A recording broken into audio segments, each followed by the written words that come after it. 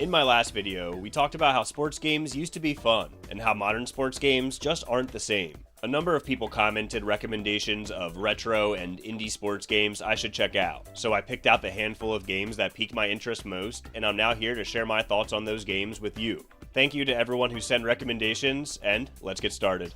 The game that I saw the most comments for is from our good friends at Midway. No, it's not Yellow Card, it's RedCard. It's not surprising that this was the most mentioned game, since I talked about 3 other Midway PS2 games from the same year in my last video. The reason RedCard was left out was that I actually played the other 3 franchises back when they came out, while RedCard somehow eluded me until now. I am a foot fairy who spent a large chunk of life playing soccer, so I've always enjoyed soccer video games, and RedCard is no exception. RedCard is on par with the other Midway games with its arcade gameplay, lack of rules, and plenty of violence. He's looking outside the area. I find it funny how there are seemingly no rules in this game, and then every once in a while the ref will whip out a yellow card. Like, you can literally body the ref, no problem, but then this arguably clean tackle is a yellow card. Infringement. Could be a card here.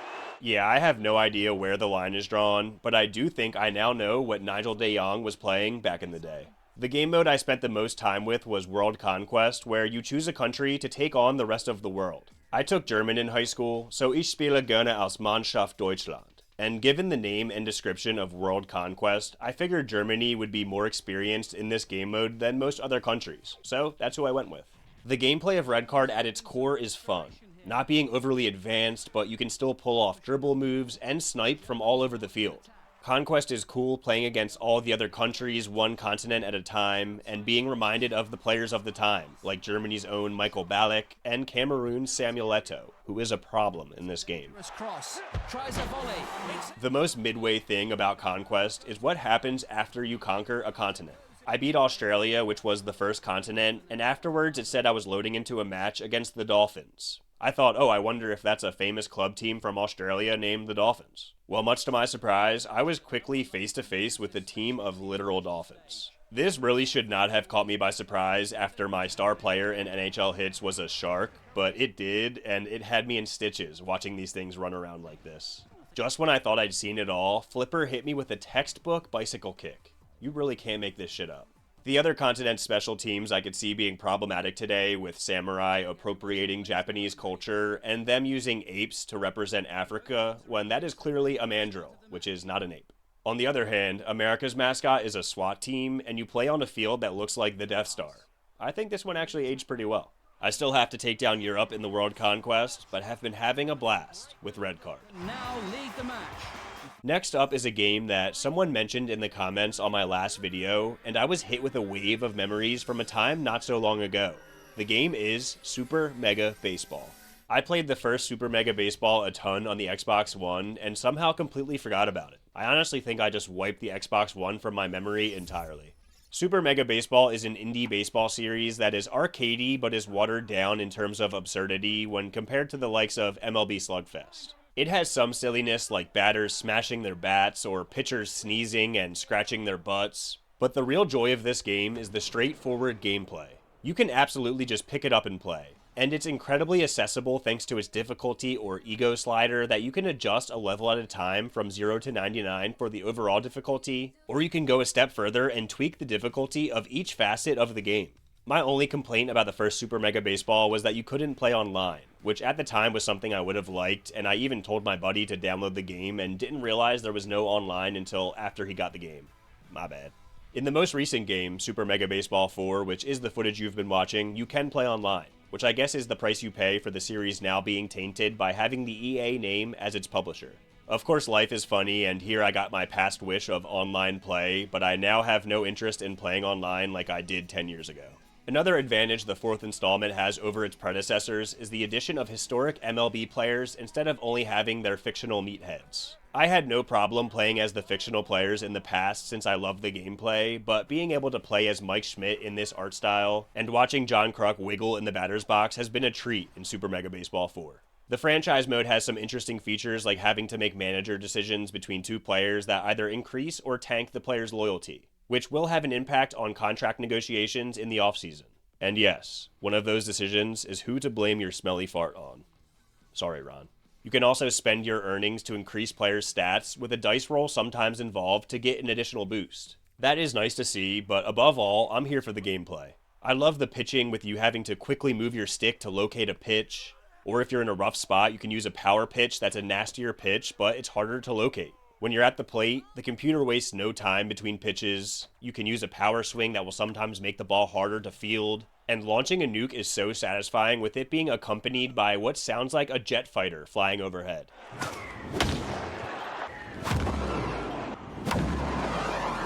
Also, on both sides of the ball, your players have different traits that help or hurt them in certain scenarios, which adds a nice layer of strategy to not only your approach at the plate or on the mound, but also when putting together your roster. Even fielding is a joy when you make a diving catch in the outfield or a diving stop in the infield. And turning 2 is satisfying as always.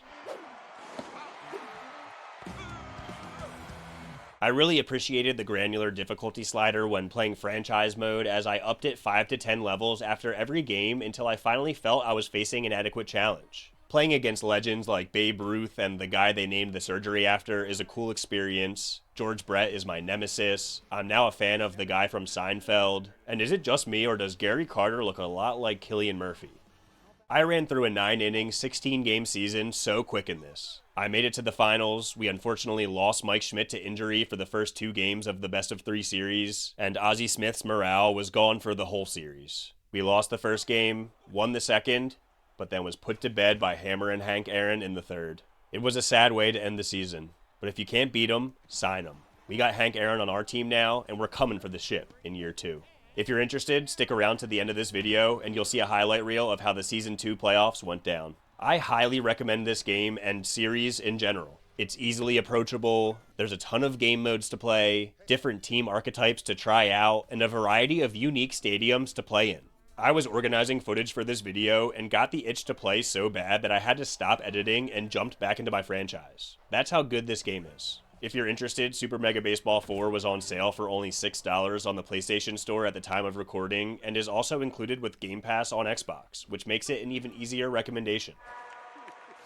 Next on the list is a game that I received multiple comments about. It's a game I remember seeing back in the day, but I can't say I've ever played.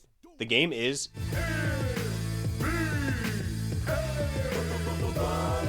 Out the gates, I was super excited to check out NBA Ballers. Seeing Midway's logo on the cover, as well as Stephon Marbury dripped out in his driveway, was enough to have me excited. But then we get this terrible green screen music video to start the game, and I was smiling from ear to ear. And then in the main menu, the first thing I hear is none other than the friendly neighborhood baritone Charlie Tuna with Jurassic 5 doing the title track for NBA Ballers. The whole engaged in hot asphalt, shooter patrol, computer control, intruders behold this NBA baller. We got a song from Phife Dawg in the track list too. God damn, I was hyped to play this game. The Rags to Riches game mode has a sweet intro video with a voiceover talking about corporate execs trying to find a new way to make money. Yeah, the American dream. Reality TV. Man, it was going great. But then I realized that the game is only 1v1, and that was a major letdown for me. 1v1 is a cool idea as a side mode, but to be the only option in the game, I just did not find myself entertained by the game for very long. I mean, does anyone even like playing 1v1 in real life? That's just a battle of cardio. It's not fun. To be fair, there is also a 1v1v1 game mode, but that doesn't do much for me either. If we put my personal bias aside of not being interested in 1v1 gameplay, there is a ton of fun stuff in this game. It has that midway flair with flashy dribble moves and off-the-wall features like being able to pass to someone in the crowd. It's also very midway in that a couple of game modes have you climbing a ladder like in Mortal Kombat. There are interesting courts to play on and some wacky outfits with Amari Stoudemire looking like he's on his way to the player hater's ball. And this guy who showed up in a Guy Fieri shirt and Tim's. I thought coming in I would have more fun playing as a guard in this style of game, being able to do crazy moves and slash to the rim, but I really found myself enjoying the big men more. The self-oops are crazy, going behind the back, off the glass, behind the back and off the glass, but best of all is an oop off the hizzy. Yeah, this is what I come to these games for. I was arguably having too much fun hitting people in the head. I also love how the music intensifies when it's game point, similar to how in NBA Street the music changes when you activate a game breaker. On the shot clock. Range in order to the pass. I certainly had fun with this game, and there's some good stuff going on. But being limited to 1v1 just limited this game for me, and I don't see myself going back to it like I would and have with NBA Jam or NBA Street. Up next, we have one more game that I was mixed on before we finish strong with a couple bangers. The next game is Mutant Football League. This is the spiritual successor to Mutant League Football on the Sega Genesis, not to be confused with Mutant Football League, which I learned from the person who was kind enough to recommend this game to me. This game is easily the most ridiculous game on this list. You play as a mix of skeletons, robots, aliens, and demons that all have satirical names taking after their NFL equivalent as well as their team names. Here we're looking at the roster of the Philadelphia Evils, with my favorite name being Bleed Stankenship instead of Reed Blankenship. There's a lot of appreciation to be had that they have kept these rosters up to date even though this game came out in 2018.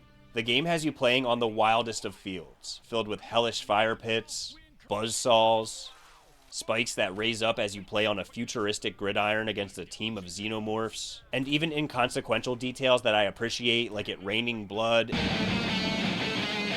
and there being a massive Liberty Bell in the end zone in Philadelphia. There is online play and a franchise mode that you can download as a free expansion. Franchise mode has a nice list of historic players in free agency that made me laugh, with Peyote Maming's giant skeleton forehead, and Andrew Upchuck wearing a Civil War hat based on the internet joke that Andrew Luck looks like a Civil War soldier, which Andrew Luck has also played into himself. Also at the top of the list, you'll see Nuke Dukem, who I had to sign to my team. All of that is great, but it's the experience of actually playing the game that did not do it for me. Running a Play Now game wasn't so bad, but franchise mode was miserable. When I started my franchise, I was at 40 overall, while all the other teams are in the 70s. Sometimes when I snapped the ball, I didn't even have a chance to get the ball out. Even when I did get the ball out, the defense teleported to tackle me immediately. I can only sprint for 2 seconds, and then my guys are practically walking up the field. It is brutal to deal with. As if it wasn't bad enough, the other team was getting automatic scooping scores by electrocuting me, and were whipping out a chainsaw arm to give me seemingly no chance to tackle them. These are the dirty trick plays, which are honestly hilarious, like whipping out a gun and shooting the other team. I definitely was not using them enough, which I'm sure would have helped my experience, but the playing field felt tilted either way. At one point my running back just combusted like the drummer from Spinal Tap, and I have no idea why. A couple times I thought I was about to get an interception, but instead the ball exploded and my players literally died. I finally did get an interception, but the ref was bribed, so he called a phantom penalty to call it back. I then had to kill the ref, as he was obviously bribed, which I'll admit is amazing, as is the Smash TV inspired halftime minigame where you have to outlast a swarm of refs chasing after you. It is also hilarious that players can die, but man, I just could not catch a break. I would even hit wide open receivers and they would drop the ball. Oh wait, that's AJ Brown. That actually happened the last time we saw him play in real life, so that's probably the most realistic thing in this game. I assume things would get easier as I play more and my team gets better, but my whole thing with these arcade sports games is I just want to be able to pick up and play. I don't want to get my ass beat for God knows how long until I'm on an even playing field with the computer. Maybe I'm missing something with the franchise mode, and if so, please let me know in the comments, but as it stands, I have no interest in going back to this game despite its awesome concept. There is also a Mutant Football League 2, but the first game seems to have better reviews and was only $4 in the PlayStation Store at the time of recording, which made for an easier purchase, and I figured an easier recommendation in case any of you who are watching are interested in this game. He just killed that player with a cheap shot. Thankfully, the person who recommended Mutant Football League to me also recommended another game, and that game is an absolute banger. It's time we talk about Super Blood Hockey. This is a game from 2017 that takes inspiration in its gameplay and art style from 1987's Blades of Steel, which I played on the NES a whole lot growing up, so playing Super Blood Hockey really struck a chord with me. The game is extremely simple, but provides enough content to make it well worth its $15 price tag. You can play in a tournament, start a franchise, or play in one of the 5 challenge modes that all unlock new gameplay options upon completion. The standout challenge mode for me was definitely Mega Rumble, which adds a bunch of players to the ice and allows absolute chaos to unfold. Seeing blood fly everywhere during a slobber knocker and watching the Zamboni wipe out the players who took too long to get off the ice, I think perfectly encapsulate the ridiculous, violent, and fun spirit of this game. As I typically do with any sports game, I spent most of my time in the franchise mode, and boy does this mode have more to it than I expected. You start off talking to a receptionist who has a gun to his head and pick the country you want to represent. Teemu Selanne is my favorite player of all time, so I picked Team Finland. That and playing as Team USA is a little annoying since your buckets are the same color as the refs. Starting a franchise is not that simple though, as you don't have enough money, so they take a kidney from you, which we vividly witness in this unhinged cutscene.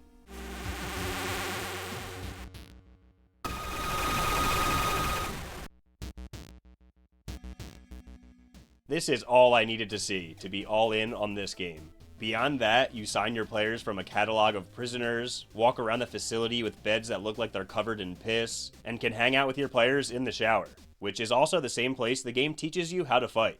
The most ridiculous thing is that you can walk into the sketchy back alley and find a drug dealer behind the dumpster to sell you PEDs. My one player needed to heal quickly for the playoffs, so I hooked him up with some sticky icky, and my Finnish brother wasted no time sparking up. I love everything about this franchise mode, and the gameplay is no exception. It's super simple. You just skate, pass, shoot, and hit. But that's really all you need. It sounds too easy, but goalies are always standing on their heads, so you have to get crafty to score. I think it's one of those things you need to play to feel how satisfying it is to score. It's just one of those things that make you go. And it felt so right playing as Finland and watching players hit Teemu Selanne's iconic celly. And then on the other side of the gameplay is the violence. Fights quickly turn from chaos into being riveting once it turns into a 1v1 or 1v2. I mean, this is just poetry in motion, watching these two go toe-to-toe. I love it. You can also hit your own teammates in a fight, so there is more finesse required than meets the eye. The best thing about the fighting is that winning a fight is how you gain a power play in this game. Whoever loses the fight will have a player seizing on the ground for a minute or two, which then becomes your power play. This leads to funny moments like a guy seizing his way through the face-off circle, or forgetting there was even a down player until you see him in the corner later on. One time we were getting into so many fights we had a 4-on-1 power play against the other team, and sometimes if a guy is really beat up, he'll suffer a fatal injury, like a mauled testicle, which led to this guy bleeding out in the crease for the rest of the game. The game also tells you how much brain damage each player received after every game, and gives you a violence rating after each game, which in the case of the Mega Rumble gave the distinction of being Tarantino-esque. There are so many small details in this game that really made me love it. We have one more game series to look at. Multiple people mentioned this series on my last video, and I did also mention it in the video itself. It's a series that I have played, but not in a very long time. We're sticking with Ice and heading into the world of SSX. The first SSX and Tricky were the ones that I played back in the day, and Tricky was the one that really stuck with me thanks to its more over-the-top presentation. This game is oozing with personality from the moment you fire it up. Before you even pick a character, you know you're in for a good time. My boy Moby hits this crazy Mugatu montage after a race. Wonderful 80s classic. Soothe you. And there's nothing like hearing that Run DMC kick in. Time to get tricky. The soundtrack also perfectly fits the fun vibe of this game with some funky jams that are accented by the DJ ad-libbing commentary in.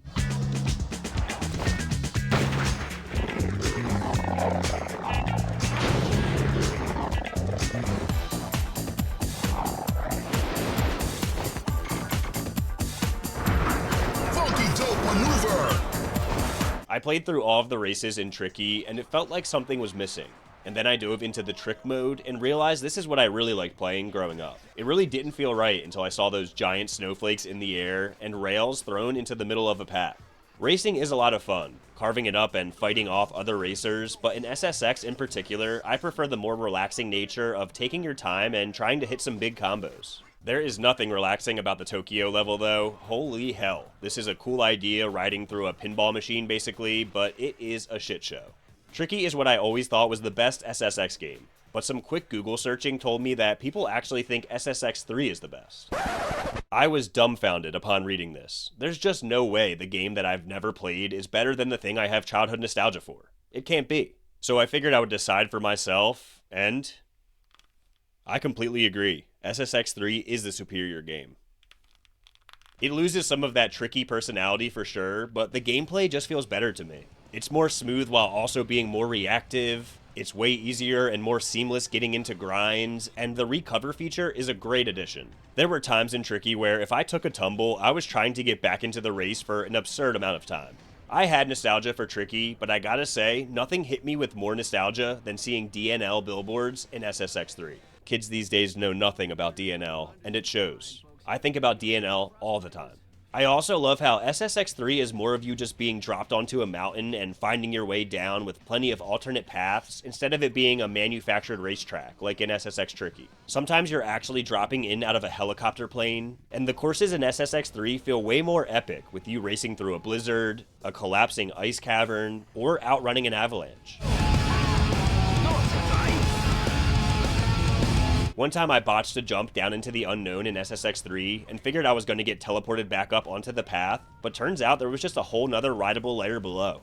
Despite having less pizzazz than Tricky, SSX3 I think actually feels more alive, with the elements I just mentioned, as well as trees falling down in front of your face, and planes flying ahead of you. The races are also presented as different peaks on a mountain, and once you complete them all, you can go to the top of the mountain and do a 30-minute long trek through all the levels you have been riding through. While daunting, committing to a half-hour-long race against the clock, I thought this was awesome and a great way to put a bow on this game. Apart from the racing, there is a pseudo open world mode called Free Ride where you can ride around and find challenges along the way. And there is, of course, the trick mode. We sadly don't have the giant floating snowflakes anymore, but I like these courses more overall than in Tricky. That may be slightly biased because my dumbass didn't realize how to spin or flip until I was far into SSX3, which immediately made it way more fun and had me flipping every chance I got. I also did not realize how to level up my character in SSX3 until I was practically done the game. I felt like an idiot, but no biggie. It was a great time either way. The last thing I'll mention is that the soundtrack is much different from Tricky, but I love them both. Where Tricky went for more energetic instrumental music, SSX3 rolls out a licensed track list of popular artists from the time. The Jane's Addiction was really hitting for me.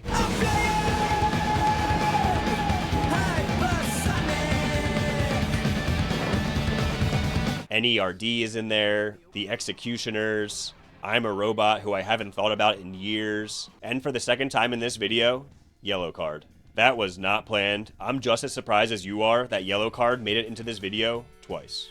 I don't think you can go wrong with any of the first 3 SSX games, and it's awesome that they all provide something a little different.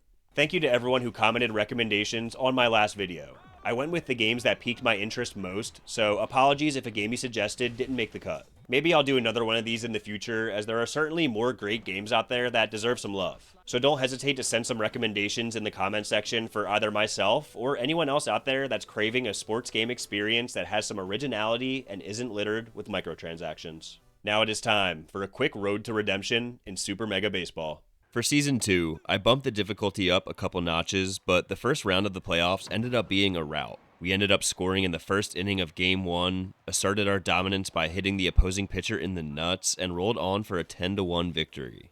Game 2 practically went the same. We again opened up the scoring in the first inning, this time with a Mike Schmidt dinger, again assaulted their pitcher, the runs kept coming, and we ended up having the largest victory I've ever had. Then it was on to the finals, and there was certainly more drama than in round 1. I was hoping for a rematch against the Spirit who beat me last year, but they got bounced on the other side of the 4-team bracket, so we came face to face with the Mammo Tanks. They wasted no time showing that they came to play. They took me deep in the first inning and again in the fourth. But as they say in the bigs, solo shots won't kill you. In a moment that felt like a script out of a movie, our worst nightmare turned teammate, Hank Aaron, came to the plate with a runner in scoring position, and he showed us why we signed him.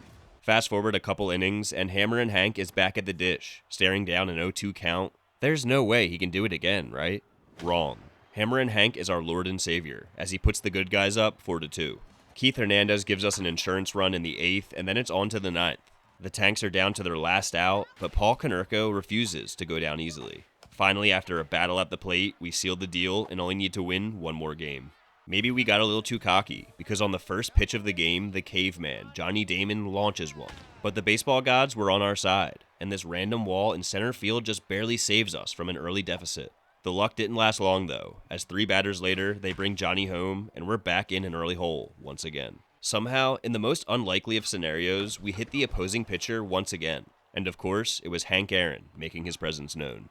That pitcher gets pulled only 1 batter later, and we quickly jump on the new guy. You will never guess what happens while he's facing his second batter.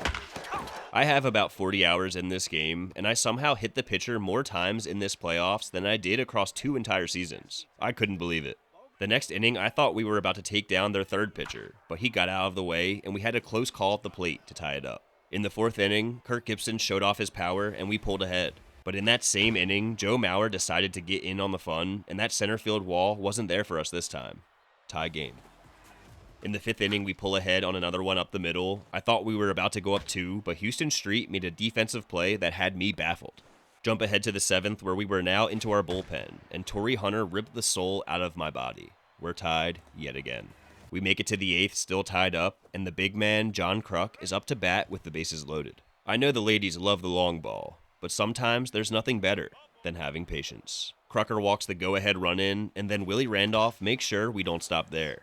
We're up 6-3, but the Tanks refuse to die. They got a man on base. I made a pitching change, but they weren't going down easy. 2 outs, man on first and second, and we freeze them with a slider that barely catches the zone.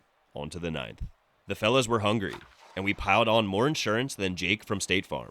But in the bottom of the 9th, the Tanks immediately poked one down the line.